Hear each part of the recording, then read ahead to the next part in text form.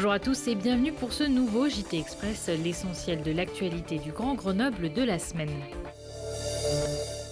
Dans 3 mois, c'est les élections municipales. Alain Carignon, candidat avec son groupe issu de la société civile, a fait son retour au conseil municipal de Grenoble. La dernière fois, c'était en 1995 en tant que maire, avant qu'il ne soit condamné à de la prison ferme pour corruption. Lundi après-midi, devant le siège de la métropole, lieu de relocalisation de l'Assemblée municipale, Soutien et Anti-Carignon ont accueilli élus, publics et journalistes venus nombreux. Pour nous, c'est un jour extrêmement fort, puisque enfin, Alain Carignon étant présent au conseil municipal, va vraiment poser le débat. C'est-à-dire les finances, c'est un extrêmement bon levier pour aborder le bilan de la mandature d'Éric Piolle, mais conjointement de pouvoir débattre sur les projets, et le projet d'Alain Carignon et le projet d'Éric Piolle. Aujourd'hui, c'est Alain Carignon qui a viré 2 femmes de sa liste pour pouvoir siéger au conseil municipal et pouvoir s'offrir une tribune avant les élections municipales. Et du coup, l'idée, c'est de dire, on ne tolère pas, nous, en tant que Grenoblois et Grenobloises, qu'il y a un grand corrompu qui retourne comme ça s'asseoir impunément. Exceptionnellement, le conseil municipal n'était pas ouvert au public. Les entrées étaient filtrées pour éviter tout débordement. Après l'ouverture de la séance par le maire, Alain Carignon a posé une question orale concernant les requêtes des 2 unions de quartier, Centre-Ville et Championnet, sur les travaux de réaménagement de la ville et la place des voitures. Mais le gros morceau, celui pour lequel l'ancien maire est revenu à la faveur du désistement des 2 conseillères municipales de droite, c'est bien sûr le budget, le dernier de cette mandature. Je suis là pourquoi ? Parce que Grenoble est en crise, elle est sur tous les plans et elle est en crise budgétaire. Ce qui va être voté aujourd'hui ne passera pas l'hiver. On se retrouvera en mars avec des impasses, avec des recettes qui sont en fait des recettes internes qui permettent à la ville de tenir et à Éric Piolle de passer la période électorale. Éric Piolle, lui, a d'ailleurs inauguré son local de campagne Grenoble en commun le week-end dernier, rue Brocherie.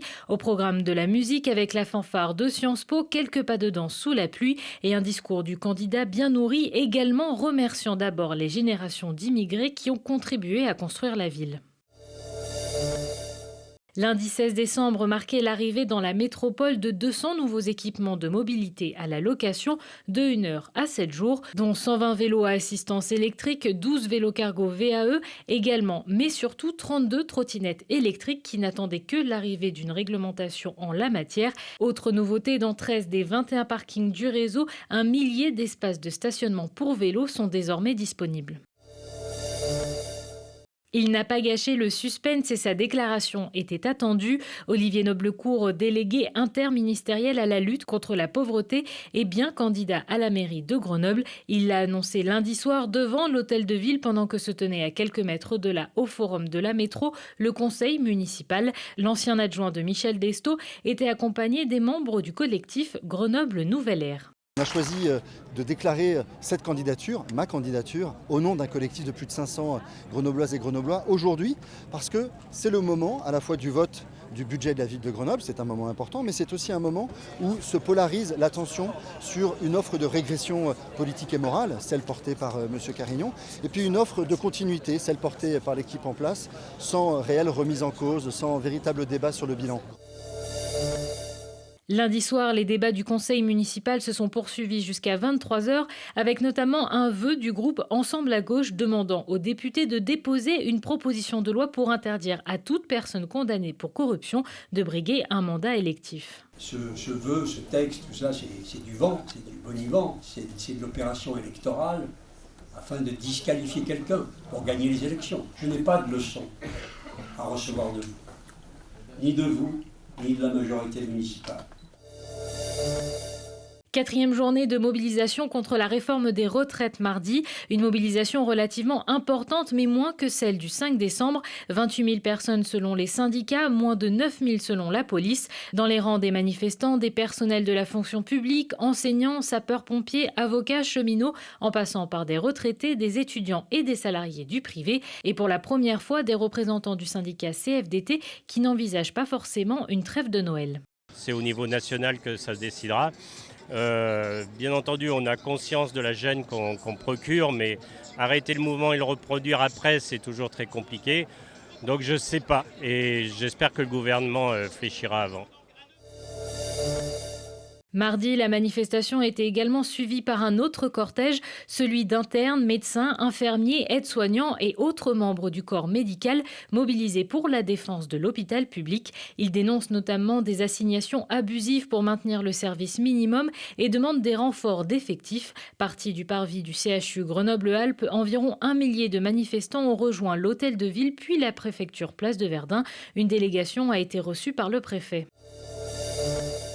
Un site internet, une équipe juridique mobile, une plateforme d'accès aux droits et maintenant une caravane des droits. La ville de Grenoble et le CCAS poursuivent leur travail pour permettre au public les plus éloignés des institutions de connaître leurs droits et leur expliquer les démarches à suivre. Dans cette caravane expérimentale pour l'instant, des professionnels pluridisciplinaires. C'est important parce qu'on se rend compte qu'il y a des personnes qui ne viennent pas, quoi qu'on fasse, vers les guichets institutionnels.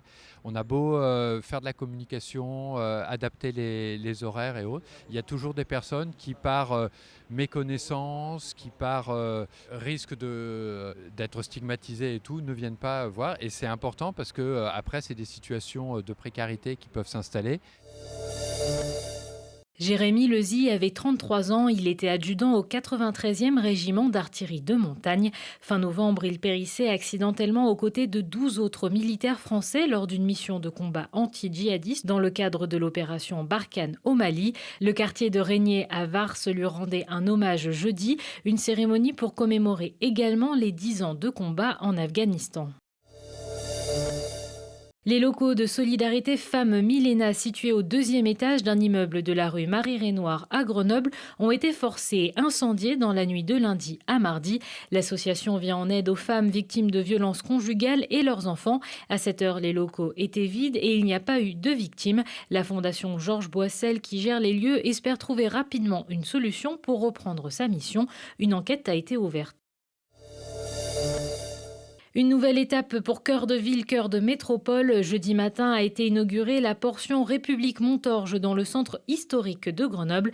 Après une phase transitoire qui a permis de procéder à divers essais, c'est finalement des pavés de Propire d'Italie et de calcaire de Montalieu qui ont été retenus dans un tapis multicolore, avec également des plantations et un réseau de placettes. Un cadre plus agréable pour se balader et travailler. Au début, effectivement, j'étais un peu dubitative sur le projet et finalement, aujourd'hui, quand je vois le résultat, je suis vraiment satisfaite.